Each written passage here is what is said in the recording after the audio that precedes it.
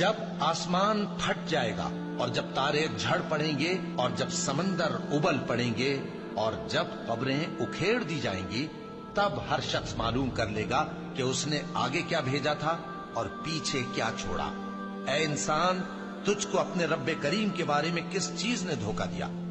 وہی تو ہے جس نے تجھے بنایا، پھر تیرے اعضاء کو درست کیا اور تیری قامت کو معتدل رکھا، جس صورت میں چاہا تجھے جوڑ دیا۔